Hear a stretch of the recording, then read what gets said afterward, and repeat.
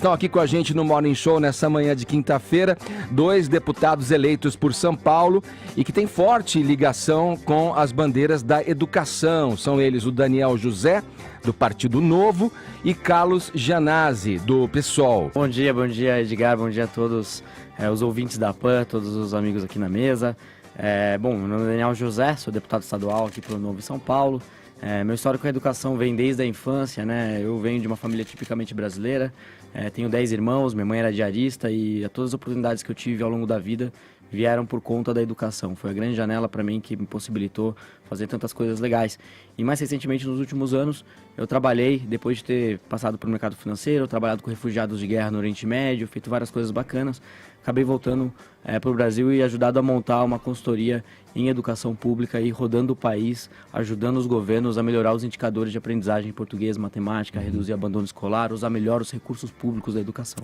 Vamos lá, agora direcionando já a nossa conversa para a questão dessa manifestação prevista para acontecer hoje.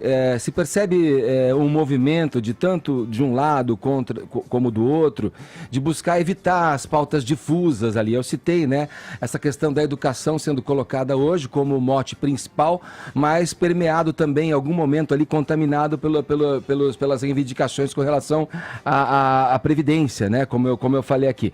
Na opinião de vocês, isso atrapalha? Existe algum contrassenso em misturar essas pautas, ou elas estão indiretamente ou diretamente ligadas?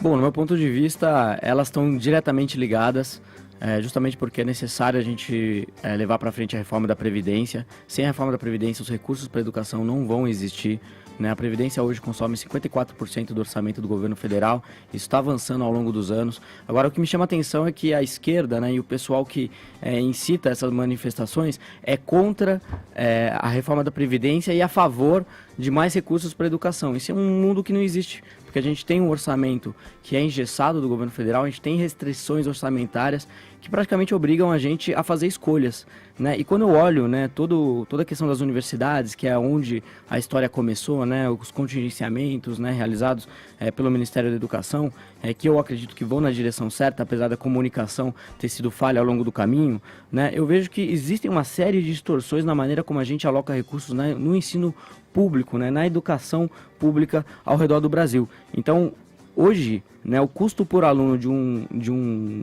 universitário é de $14 mil por ano. Isso são dados da OCDE. Né? A gente gasta um pouco menos do que a França, a gente gasta mais que a Itália, que a Espanha, a gente gasta mais que Israel, que a Coreia do Sul, no gasto por aluno universitário. E na educação básica é o oposto. Né? O custo por aluno no ensino básico é de $3,7 mil por ano, que é menos que todos esses países que eu mencionei e menos ainda que o Chile, por exemplo, que é um país que está aqui do nosso lado e que tem uma realidade muito mais próxima à nossa. Então a gente gasta 4 vezes mais por aluno no ensino superior do que na educação básica. Isso para mim mostra uma distorção inicial muito grande e por isso que eu defendo várias pautas que corrijam essas distorções, como por exemplo a cobrança de mensalidade nas universidades públicas, para quem pode pagar. Uma questão aqui, vou passar para os companheiros, mas eu acho oportuno falar porque um lado diz que esse dinheiro enviado para pesquisa, para os grandes centros universitários, para os centros acadêmicos brasileiros, ele é mal utilizado, ele não retorna proporcionalmente ao investimento que se faz. Essa é a alegação do governo de turno. Por outro lado, a oposição alega que esse número alardeado da Previdência pela equipe econômica do governo, da ordem de 200 bilhões, esse déficit e tal, não seria esse o número real, seria um número que é deficitário, mas muito, muito menor. Como, na visão de vocês, rapidamente, porque eu quero dinamizar aqui com os companheiros de bancada, como vocês entendem que essa equação deve ser feita para que a gente tenha uma solução para eu acho que nesse ponto os dois concordam, um setor crucial para o desenvolvimento brasileiro. Não é só dinheiro, né? Tem que ter pensamento, tem que produtividade, tem que ter formação de pessoas, né? Sim, a produtividade depende diretamente da qualidade do capital humano de um país. Então, é super importante a gente investir em educação. Agora, os contingenciamentos realizados na educação, eles acontecem já há anos e vêm de diversos governos. Então, isso mostra que não é uma vontade política, mas uma necessidade fiscal. Eu gostaria de destacar, né, que o deputado Janazzi falou sobre pesquisa, e para dar um pouco do panorama da qualidade das pesquisas nas universidades públicas brasileiras. Né? De fato, né, a quantidade de pesquisas realizadas, tanto no estado de São Paulo quanto no Brasil, são muito altas. Por exemplo, a USP é a 7ª maior publicadora de pesquisas dentre as 1.000 principais universidades do mundo. Então, ela produz muita pesquisa. Agora, quando a gente avalia a qualidade delas, e eu estou usando aqui os dados do Ranking Leiden, né, que é de uma universidade holandesa que avalia a qualidade de desempenho científico, né, das instituições de ensino superior, a gente vê que a posição da USP cai de 7º para 780, dentre as 1.000 mais relevantes universidades do mundo. Isso mostra que somente 5% daquilo que é produzido na USP tem um alto índice de citação dentro da academia. É um dinheiro mal gestado, é um dinheiro... muito mal gerido, muito mal alocado. Mas como ele seria bem gestado se ele está sendo contingenciado? Nesse caso, não é melhor redistribuí-lo do que cortá-lo? Não, na verdade, porque segundo uma pesquisa que eu acho que é muito importante a gente olhar, que é do Bureau of Labor Statistics, né, dos Estados Unidos, mostra que pesquisas realizadas pelo setor privado, elas têm um retorno sobre o investimento de quem financia aquela pesquisa de, em média, 25%. E um retorno social de 65%, porque ela está diretamente ligada, são pesquisas aplicadas, diretamente ligadas a uma necessidade da sociedade. Sim. Enquanto que, do outro lado, a taxa média de retorno de pesquisas realizadas pelo orçamento público está muito próxima de zero. Isso é porque a alocação das pesquisas ela não é bem realizadas. Então, enquanto de um lado a gente tem pesquisas muito boas e que vão realmente avançar a ciência, a grande maioria das pesquisas está muito longe disso. Vamos lá, Janazzi. Na verdade, o Daniel traz aqui uma avaliação, uma análise do ponto de vista do mercado, né? Porque nós temos produção científica em várias áreas importantes da ciência, das áreas sociais, tanto na USP, na Unesp, na Unicamp, que dão elas têm dado uma grande contribuição em várias áreas sociais. Agora, me parece que a sua análise é muito colonizada por uma mentalidade da lógica do mercado. Aí não vale fazer esse tipo de análise. Não, acho que é super válido, né? Porque toda pesquisa... Se você pensa só do ponto de vista da produção industrial, da produção do lucro empresarial, mas perceba aqui, Janazzi, que eu falei sobre retorno... na área das ciências humanas, você não acha importante a filosofia, a sociologia, a história, perceba aqui que eu estou usando citação. Eu não estou usando retorno financeiro. Retorno financeiro de 25% para aquelas pessoas que financiam aquelas pesquisas, mas retorno social de 65%. Isso também está na conta. E eu estou usando citação não só em exatas, empresas que mas também em humanas.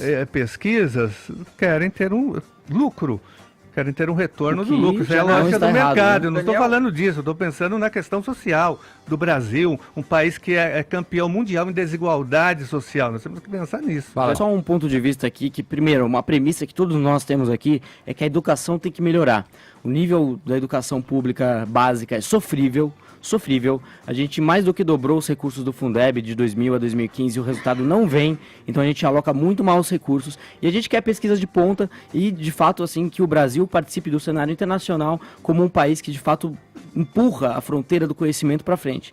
Dito isso, é o que eu disse, a gente tem que fazer escolhas, os recursos são limitados. Então, na maneira como o orçamento é realizado no Estado, você tem que fazer uma escolha básica entre alocar recursos para o ensino superior ou para a educação básica.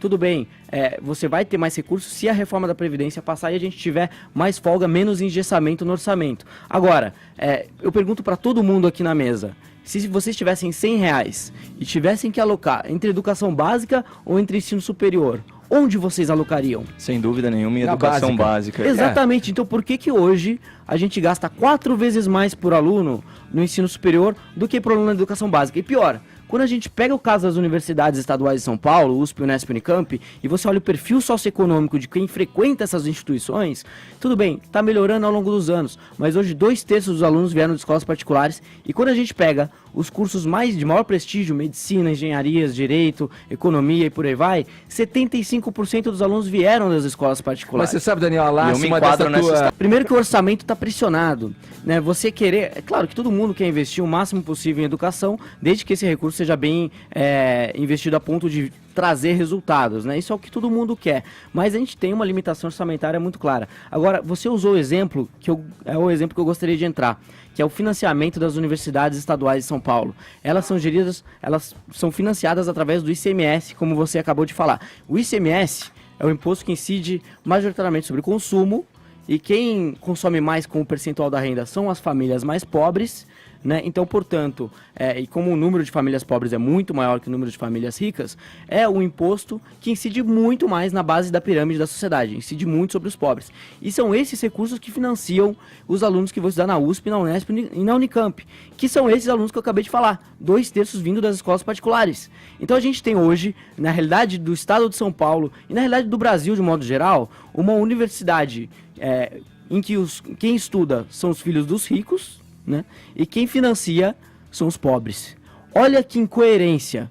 Nada mais justo do que a gente remanejar esses recursos, né? Então, uma mudança mas esse é um processo que tem que ser gradual. Daniel, saiu um dado importante. Deixa eu só terminar meu raciocínio aqui, Janazzi. A UNDIF, que é a Associação Nacional deixa eu só terminar meu raciocínio, reitores das federais. Vai, fala, eu vou dar um dado Não, aqui porque que vai eu acho que é mostrar super importante. que você está desatualizado. O governo federal vai na direção certa quando ele faz o contingenciamento. Agora, para você pensar isso a longo prazo, você que tem que buscar outras fontes de receitas para as universidades para permitir que o Estado diminua a sua participação no ensino superior para alocar mais recursos para a educação básica. E quais seriam essas outras fontes de receita? Cobrança de mensalidade para quem pode pagar, usando critérios do FIES. Então, se, por exemplo, a família de renda de R$5.000 por pessoa da família ou mais, paga a mensalidade integral.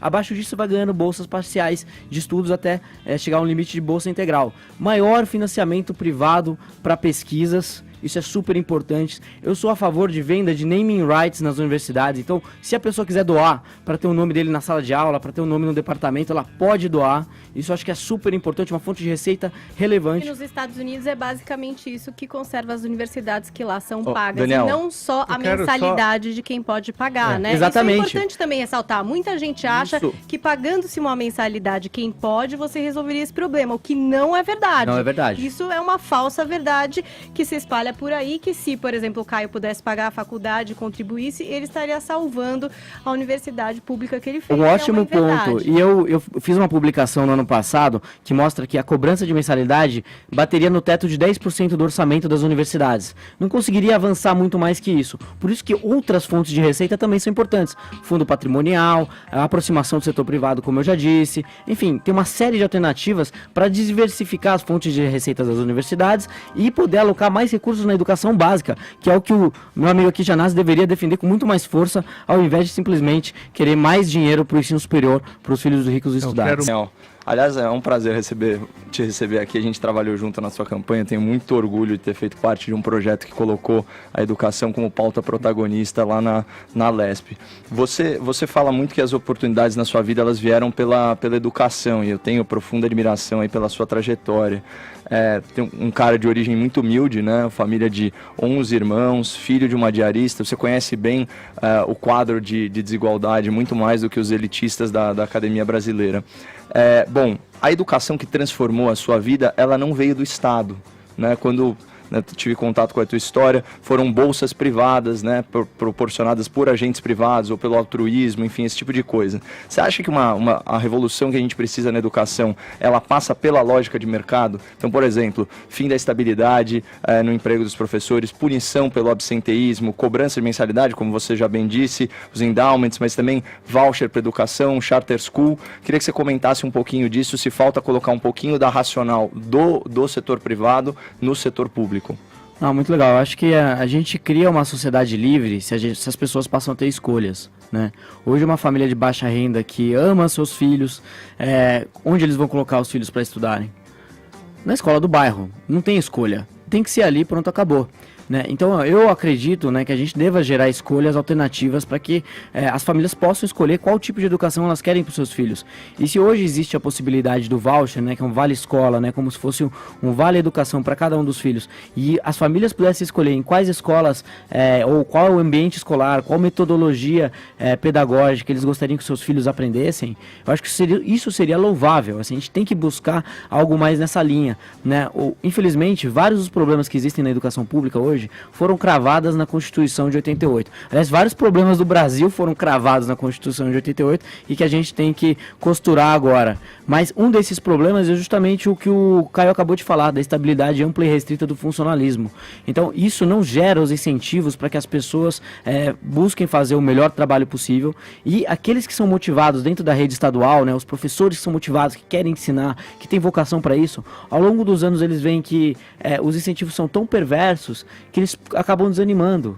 Então a gente tem que mudar, né, a forma, a lógica e o ambiente de trabalho dos professores para que eles tenham os incentivos corretos, para que eles consigam ensinar cada vez melhor. E por isso, por exemplo, eu sou a favor, né, inclusive foi um primeiro projeto de lei que eu protocolei lá na Assembleia Legislativa para fazer um ajuste na lei das OS. Eu gostaria de ver um modelo de charter school que é realizado em diversos outros países, mais de 70 países ao redor do mundo, e que aqui ainda não foi testado no Brasil, que é você pegar um pequeno grupo de escolas da rede pública e colocar ali como gestão uma organização social, assim como acontece em diversos hospitais ao redor do Brasil. Nisso, a gente deixa de depender daqueles critérios, né, cravados na Constituição de 88, que travam muito o desempenho da escola, como a estabilidade ampla e restrita, como a dificuldade de se fazer compras e por aí vai. Então, e aí, dando liberdade total para que essa organização social busque a metodologia pedagógica que achar mais adequada, busque fazer as melhorias que achar mais adequada, desde que também tenha uma contrapartida. E essa contrapartida seria a melhoria dos indicadores de aprendizagem. Então, para que uma organização social continue gerindo a escola ao longo prazo, ela deveria ter metas para melhorar o aprendizado de português e matemática, ter metas para reduzir o abandono escolar, que hoje é absurdo. Só para dar uma ideia, e terminando aqui, vou passar já para o Gianazzi, mas no Brasil, só 4% de quem se forma no ensino médio sabe matemática básica. Isso não é aceitável, isso é um massacre na educação.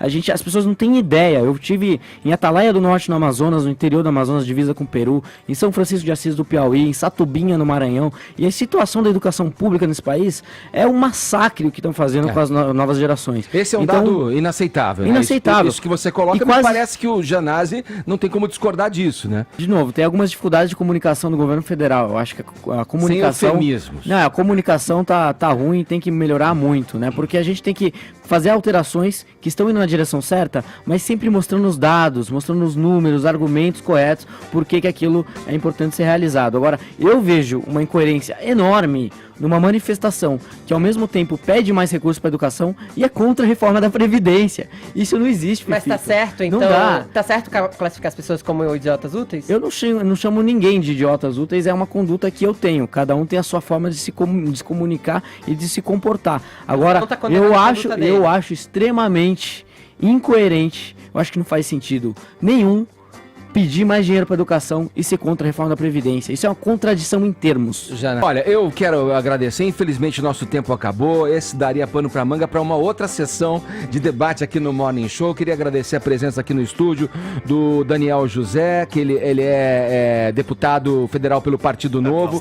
Estadual, perdão. E o Carlos Gianazzi, deputado estadual pelo PSOL. Muito obrigado pela presença de vocês. Obrigado a todos.